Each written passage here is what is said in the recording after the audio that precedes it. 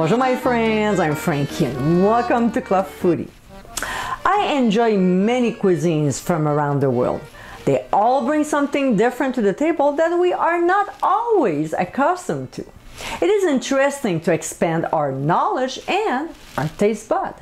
There's a dish I enjoyed a lot since I was a teenager and I'm happy to share it with you. In today's episode, I'll show you how to make my Greek Dolmades with Avgolemono Sauce. The combination of ingredients makes this dish delicious and totally different from our North American cuisine. It has a great flavor and with a nice lemon sauce, this Greek appetizer is sure to please. So my friends, let's get cooking. The first step is to take care of the grape leaves. Here I'm using the California ones because they are softer, but so are the Turkish leaves. Either are good.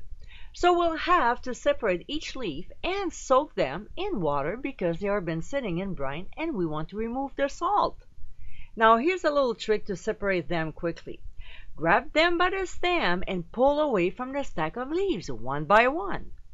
Well, make sure the leaves are totally covered with cold water. Give a little shake so they don't stick together, and we'll let them soak for 10 to 15 minutes while we're making our stuffing. So now, in a medium bowl, we'll combine ground lamb, white onion, arborio rice, pressed garlic, fresh chopped mint, fresh chopped parsley, ground Himalayan sea salt, of course, freshly ground black pepper, ground cumin, ground cinnamon, and olive oil. Using our clean hand, should I really mention it? Anyway, we'll mix all our ingredients until they're very well blended together. Then we'll set it aside. Alright, back to our grape leaves. So we'll dump them in a colander so they drain a bit before stuffing them. We don't want the leaves to be too wet, right? Now, let's get rolling. We'll take one leaf at a time. There's one side that is rougher than the other. We want that side up. Also, that rougher side shows the leaf veins more. Now, if there's a stem on the leaf, just tear it off and discard it. We'll take about a tablespoon of the lamb mixture. It doesn't have to be exact. And we'll roll it in the palm of our hand, forming a cylinder shape. Then we'll place it right at the base of the leaf. See guys, just like this. We'll take one side and fold it over the mixture and then fold the other loose end over top. Now we'll do the same thing on the other side. Now we'll roll it up to the end, therefore forming our dolmades into a cigar shape. It's important not to roll them too tight or the leaves will break when the rice swells during cooking. On the other end, you don't want to have them too loose either, or they won't hold together. If there's any broken or partial leaves, don't throw them away. Just place them at the bottom of the pot to cover the base so the dolmades won't stick to the bottom.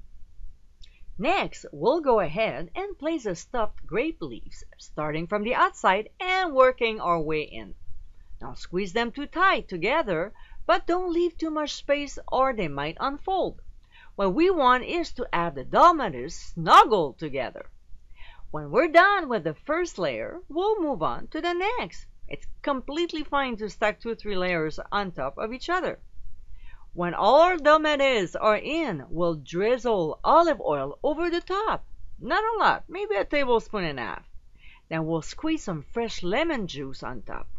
After this, we'll place a lid. I know, most people use a plate, but I find it awkward to remove it later. Now, because I'm clumsy in the kitchen, I always find ways to avoid any accidents from happening. So if you're like me, using a lid is the way to go. Finally, our last ingredient. We'll pour hot chicken broth on top. Be careful and pour slowly, otherwise it might splash on you and you'll get burnt.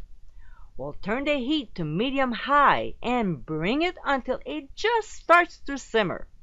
When we see some bubbles on the outside edge, we'll turn the heat down to medium-low, cover, and cook for 1 hour.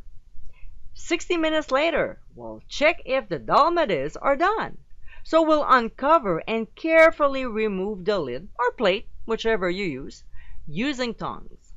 With a fork, we'll gently poke the stuffed grape leaves and you'll know right away if they're done because the fork will slide in easily. Some of mine were done and others needed more time, so I cooked them for another 10 minutes. Now they're ready to be served. One thing I really like about Greek Dolmades is we can either eat them hot, warm, or cold with yogurt sauce or a nice beautiful Avgolemono sauce, which is my favorite with this appetizer. So let's make some. We'll use 1 cup of warm broth from the pot where we cooked our dolmades and pour in a medium saucepan over medium-low heat, just to keep it warm. Meanwhile, in a medium bowl, we'll whisk the eggs. Now here's another little trick of mine. We'll use a damp dish towel and make a donut with it. We'll place the bowl in it to help keep it in place when adding liquid with the other end. So we'll continue whisking while slowly pouring the lemon juice, then keep whisking until airy and frothy. Now we'll temper the eggs by adding a little bit, not too much, of hot broth and whisking constantly and vigorously. We don't want to end up with scrambled eggs. That's why my trick with the towel comes in handy. And we'll continue adding the broth very slowly and whisking until we use most of it. Next, we'll pour the egg mixture back into the saucepan, whisking non-stop. We'll increase the heat to medium and whisk for another 5 minutes. Just make sure the sauce doesn't boil, okay? We'll add a pinch of Himalayan ground sea salt as well as a small pinch of white pepper. We'll give another whisk to blend the spices with the sauce and we're basically done. We'll scoop some egg sauce over the dolmades and we're ready to eat. And my friends, this is our Greek Dolmades with Avgolemono Sauce. Super easy and super tasty, these little appetizers are a delicious choice anytime. With a nice lemon egg sauce, everyone will enjoy their flavor and simplicity. Another plus to this classic Greek appetizer is that they freeze well, so you can have them again weeks after you've made them. I hope you give it a try soon, and be sure to visit clubfoodie.com for ingredient amounts and more info.